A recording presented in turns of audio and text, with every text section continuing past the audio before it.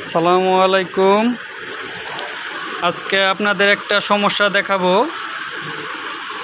মেকি এই মডেলের মেশিনটা কি সমস্যা হচ্ছে এটা আপনাকে সুইচ দিয়ে দেখাবো। এখন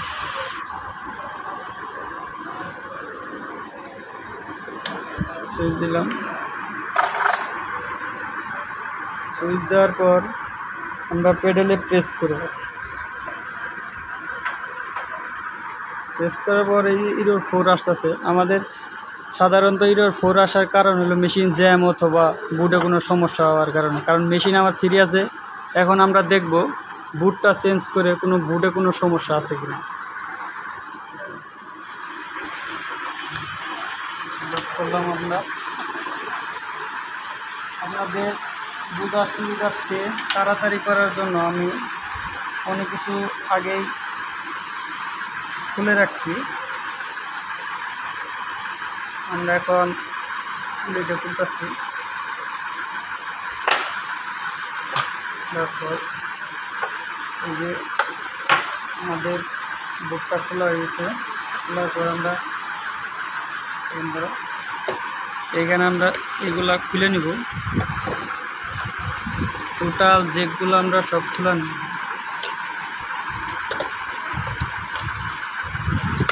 আমরা আরেকটা বুট আছে আমাদের, আরেকটা বুট। আমরা বুটটা এখন অন্য মেশিন থেকে খুলে নিয়ে আসছি। এটাকে লাগাই আমরা চেক করি যে সমস্যাটা সমাধান হয় কিনা।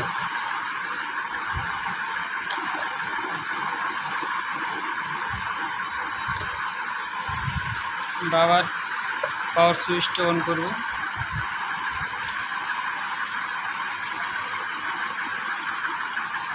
এগুলো লাগাই নিতে হবে।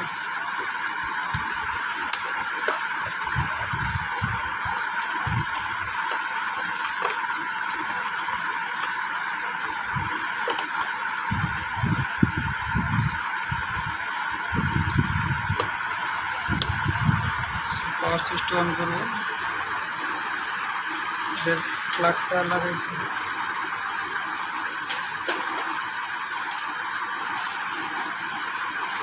পাওয়ার সুইচটা হয়ে গেছে।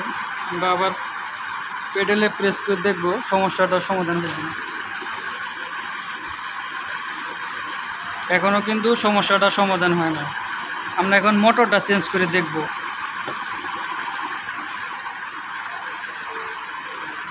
আমরা এখন এগুলো খোলা নিব।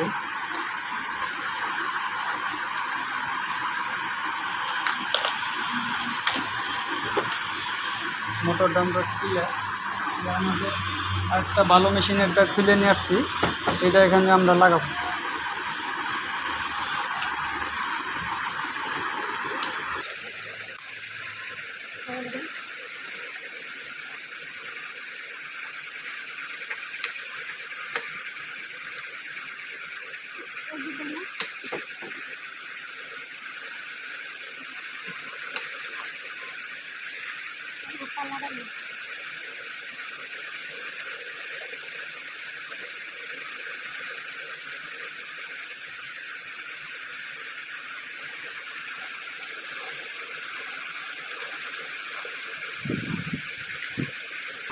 আমাদের নাটগুলো টাইট দেওয়া শেষ হয়ে গেছে।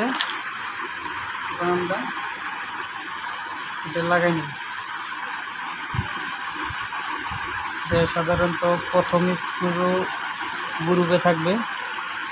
এই গ্রুপে থাকবে হলো প্রথম স্ক্রু। সঠিক রোটেশনে ঘুরানোর সময় প্রথম স্ক্রুটা এখানে থাকবে। তারপরে আমরা এটা লাগাই নেব।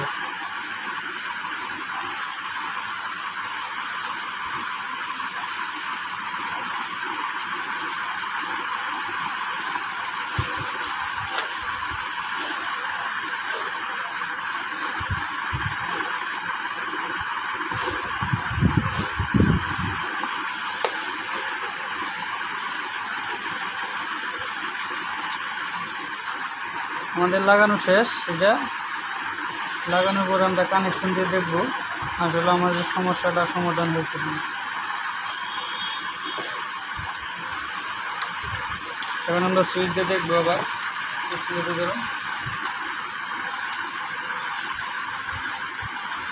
এখন আমরা এখানে প্রেস করে এখানে প্রেস দেব। আমাদের আবারও 4 আসে। আবার আমরা অফ করলাম,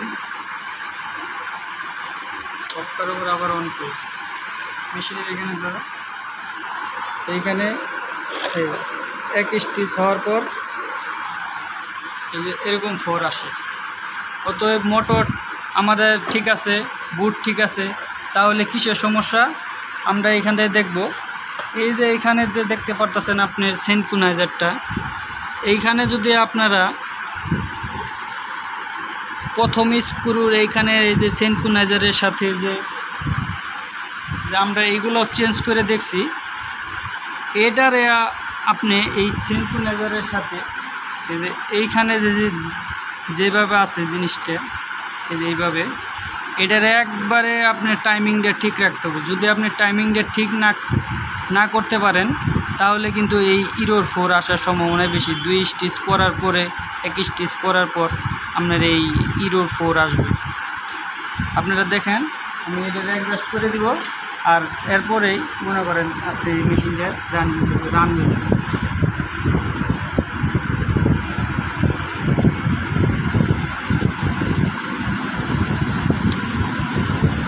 মেশিনটা অফ করলাম, অ্যাডজাস্টটা ঠিক করলাম, তারপরে আবার মেশিনটা রান করলাম। আমরা দেখেন ধরো মেশিনটা প্রেস করার পরে এখন কিন্তু মেশিনটা আমাদের চলতেছে, মেশিন চলতেছে। অতএব আমি কিন্তু এই সমস্যাটা ধরার জন্য সব কিছু চেঞ্জ করার পরে যখন কোনো কিছুতে না হয়েছে তখন কিন্তু আমি এইখানে দেখে বুঝতে পারছি।